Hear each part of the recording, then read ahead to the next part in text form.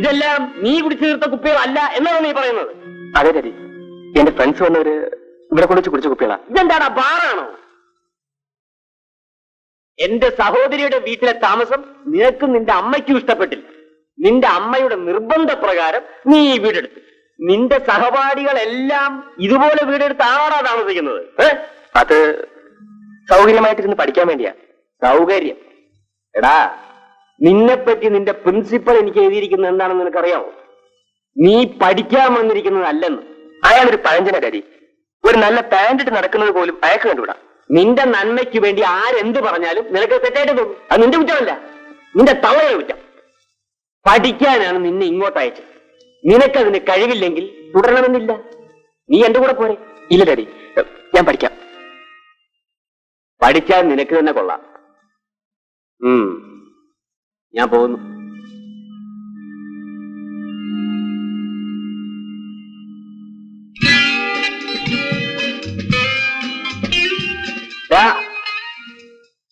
കിട്ടിയില്ല. ഇത് അവളുടെ അനിയത്തിയാ ഉഷ. ഏതായാലും കുറച്ച് മുമ്പേ വന്നിരുന്നെങ്കിൽ ആകെ കുഴപ്പമാണ്. എന്റെ മൂപ്പിൽ ഇപ്പൊ അങ്ങോട്ട് പോയേ ഉള്ളൂ. വലിയ ഒഴിയല്ലോ. നന്നായി. പിന്നെ ഇവിടെ വെളുപ്പിനെ അങ്ങ് അയക്കണം. അതെന്താ? കാലത്ത് ഇവിടെ പെണ്ണ് കാണാറോ വരുന്നുണ്ട്. നിനക്ക് എന്തിനാടി? ഞാനില്ലേ? ഏതാ ഈ പെണ്ണ്? ഇത് എന്റെ കൂട്ടുകാരന്റെ മിസ്സസ് വൈഫ് സിസ്റ്ററാ. ഇവർക്ക് ഇവിടെ എന്ത് കാര്യം? വെറുതെ ഒന്ന് പരിചയപ്പെടാൻ വേണ്ടി വന്നതാ. ഓടി പുറത്ത്.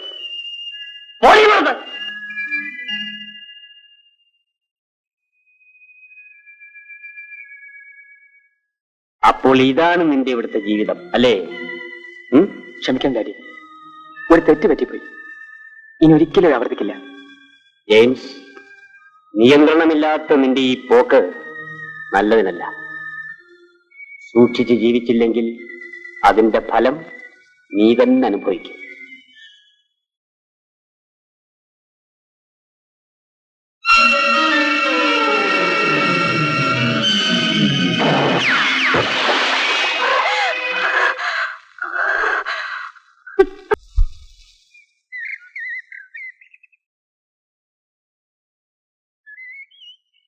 അയ്യോ മാറിയോ, നീ അങ്ങ് പഴുക്കാപ്പാക്ക് വവ്വാൽ പറ്റി പോലെ ആയിപ്പോലോട്. നിനക്കിത് എന്നാ പറ്റി? ഒന്നും പറ്റിയില്ല. അത് കാണാ, ചേട്ടൻ ചത്തതിന്റെ ദുഃഖമായിരിക്കും. പോയവന് ഒരു പോക്കും പോയി. നീ അവനെ പറ്റി ഓർത്ത് ശരീരം ചെയ്തിരിക്കരുത്. ആട്ടുംപാല് മേടിച്ചു കുടിക്കണം കേട്ടോ. കുടിച്ചോളാം. ഒരു ജവനമില്ലാതെ പോയാലോടി. എന്താ വേണം? നിന്റെ ആങ്ങൾ ചത്തിട്ട് ആ ശവം വലിച്ചു കയറ്റിയത് ഞാനാ. അതിന് വല്ലതും ചോദിച്ചോ? ഇല്ല. ആ കേസിൽ നിന്നെ അകത്താക്കാമായിരുന്നു. ആക്കിയോ? ഇല്ല. എന്തുകൊണ്ടാ? എന്തുകൊണ്ടാ? നിന്നുള്ള സ്നേഹം കൊണ്ട്. അതിനിപ്പോ ഞാനെന്ത് വേണം? ഒന്ന് കേൾക്കണം. എന്ന് വെച്ചാ? ഒന്നും അറിയാത്ത പോലെ. ഞാനേ രാത്രി ലയത്തിന്റെ പുറകെ വന്ന് ചൂട് പഠിക്കാം. നീ ഇറങ്ങി വന്നേച്ചാ. അങ്ങനെ ഇതിന് മറുപടി പറയാൻ എനിക്കറിയാം. പക്ഷേ ഈ ഉടുപ്പിട്ടിരിക്കുന്നോണ്ട് ഞാനൊന്നും പറയുന്നില്ല. നാണമില്ലല്ലോ. എന്താ, ശരിക്ക് കിട്ടിയോ?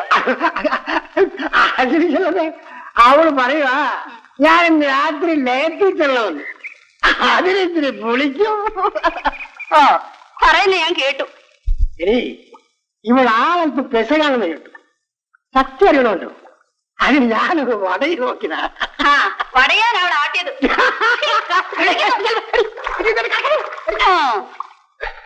ഒരരവൂർ താഴല്ലമ്മേ. പറ്റെത്രയെന്നറിയാവോ? 30 കഴിഞ്ഞ് തരാം. എന്നാ 30 കഴിഞ്ഞിട്ട് കുടിച്ചാ മതി. ചെല്ലമ്മേ, ഒരര ഇങ്ങെടുക്ക്. അകത്തോട്ടിരിക്കാം. എന്തിന്? ഇനി ഇതൊന്നും രഹസ്യമായി വെച്ചോണ്ടിരിക്കേണ്ട കാര്യമില്ല. ഇവിടുത്തെ ക്രമസമാധാനം നില തകർന്നിരിക്കുകയാണ്. പിന്നെ നമ്മൾ ഒളിച്ചു കളിച്ചിട്ട് വല്ല കാര്യമുണ്ടോ? പാർട്ടിന്ന് കാല് മാറിയെന്ന് കേട്ടല്ലോ. മാറിയടാ. ഞാൻ മാത്രം എന്തിനാടാ മാറാതിരിക്കുന്നത്? ഇവിടെ തുണി മാറുന്നത് പോലല്ലേ ഓരോരുത്തന്മാര് പാർട്ടി മാറുന്നത്. പക്ഷെ ഞാൻ മാറിയതിൽ കാര്യമുണ്ടടാ.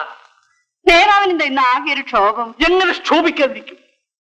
പോലീസുകാർ മുന്നിയെ വെടിവെച്ചു കൊന്ന് ആറ്റിലെറിഞ്ഞു. അത് ചോദിക്കാൻ ഇവിടെ ഒരു പട്ടിയെങ്കിലും ഉണ്ടോ? അത് നേരാ. ചട്ടമ്പിയാണെങ്കിലും മുന്നി നല്ലവനായിരുന്നു. മുന്നിയെ വെടിവെച്ചു കൊന്ന സർക്കിൾ ഇൻസ്പെക്ടറെ മൂക്കൊണ്ട് റാവലപ്പിച്ചില്ലെങ്കിൽ എന്റെ പേര് പരിഹാരം 10 ദിവസം എന്നല്ല. എടോ ഓ ഞാൻ ആരെ കൊണ്ട് രാവരിപ്പിക്കുന്ന പറഞ്ഞത്? അല്ല, സർക്കിൾ ഇൻസ്പെക്ടറുടെ പേര് നടപടി എടുക്കണമെന്ന് പറയുകയായിരുന്നു. ഞാൻ എടുപ്പിക്കൂ. എന്റെ എല്ല് ഞാൻ ഊരിയെടുക്കും. ജയില് ചാടി ഓടിയ കൊലപ്പുള്ളിയെ പിന്നെ എന്തോ ചെയ്യണം? തൊട്ടുമുത്തറും. അല്ല, ഞാനൊരു അഭിപ്രായം പറഞ്ഞതേ ഉള്ളൂ. രാഷ്ട്രീയക്കാരുടെ ജോലി നോക്കിയാൽ മതി. പോലീസുകാരെ അവരുടെ കാര്യം നോക്കിക്കോളൂ. താൻ കുടിച്ച കാശ് കൊടുത്തിട്ട് ഇറങ്ങിപ്പോ. ഉണ്ടോന്നേ, എന്നെ ആക്ഷേപിക്കരുത്. ഞാൻ വിചാരിച്ചാൽ എന്തെങ്കിലുമൊക്കെ നടക്കും. താൻ പോണോ നീർക്കോലി? താൻ എന്തോ ചെയ്യുന്ന മൂക്കി വലിച്ചു. ഇന്നായല്ലമ്മേ, പറ്റി കഴിച്ചിട്ട് ബാക്കിക്കിതാ എന്തേത് രസീത്. രസീതോ? അതെ, രക്തസാക്ഷിയായ മുന്നിയുടെ പൂർണ്ണകായ പ്രതിമ മൂന്നാർ സ്ഥാപിക്കാൻ ഒരു പിരിവ് തുടങ്ങിയിട്ടുണ്ട്.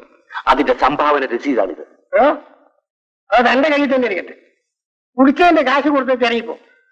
അല്ലെങ്കിൽ തന്റെ പൂർണ്ണകായ പ്രതിമ ഈ ചാരായ ഷാപ്പിന് മുന്നിൽ ഞാൻ സ്ഥാപിക്കും.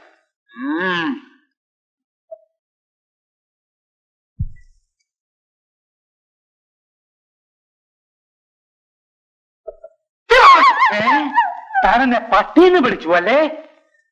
താൻ ശരിയെന്ന് വിളിക്കൂ.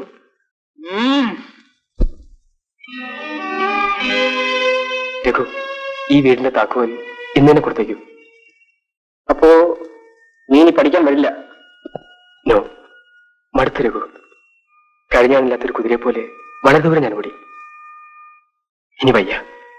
വീട്ടിൽ പോയാൽ നീ എന്ത് ചെയ്യും? എസ്റ്റേറ്റിന്റെ ചുമതല ഏറ്റെടുക്കണമെന്നാണ് അപ്പന്റെ ആഗ്രഹം. പക്ഷേ അതിന് കഴിയുമെന്ന് എനിക്ക് തോന്നുന്നില്ല. I am dead tired. ഇനി എന്നാ കാണുന്നത്? നീയുമായുള്ള ബന്ധം വിട്ടാൽ എനിക്ക് ജീവിക്കാൻ പറ്റില്ലടാ. അഡ്വാൻസ് കൊടുത്ത് പണം വാങ്ങി നീ എനിക്ക് LSD കൂടി അയച്ചു തരണം. ഇനിയെങ്കിലും നിർത്തിക്കൂടെ ജെയിംസ്? ഇംപോസിബിൾ. ജീവിതത്തിൽ ഇനി അത് ഒഴിവാക്കാൻ പറ്റില്ല. തീരുമാനം അറിയിക്കാം. മുടങ്ങാതെ നീ അയച്ചു തരണം. റെയിൽവേ സ്റ്റേഷനിൽ പോകാൻ ഓട്ടോറിക്ഷ വന്നു സാർ.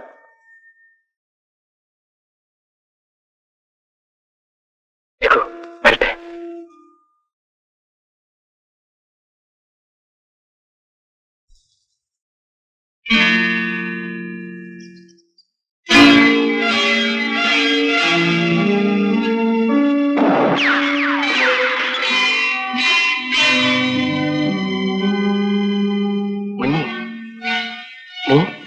ഞാൻ മരിച്ചിട്ടില്ല കൊച്ചുമുതലാളി. അന്ന് തോളിൽ വെടികൊണ്ട് വീണ എന്നെ ഒരു വള്ളക്കാരൻ രക്ഷിച്ചു. അയാളുടെ വീട്ടിൽ കൊണ്ടുപോയി. മുറിവ് കരിഞ്ഞ ശേഷം ഞാൻ അവിടെ നിന്ന് പോയി എവിടെയൊക്കെയോ അലഞ്ഞു. ഒടുവിൽ ഇവിടെ എത്തി. വെള്ളത്തിൽ പൊങ്ങിയ നിന്റെ ശവം അമ്മ തിരിച്ചറിഞ്ഞെന്ന് കേട്ടല്ലോ. അതിനെപ്പറ്റി എനിക്കൊന്നും അറിഞ്ഞുകൂടാ.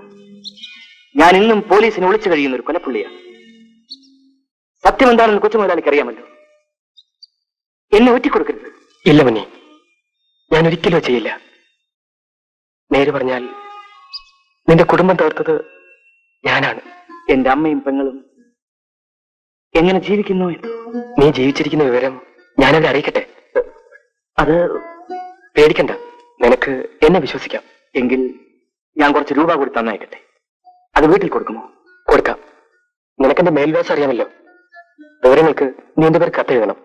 മറ്റാരും അറിയാതെ നിന്റെ കത്തുകൾ നിന്റെ വീട്ടിലെത്തിക്കാം. വളരെ ഉപകാരം. കയറട്ടെ.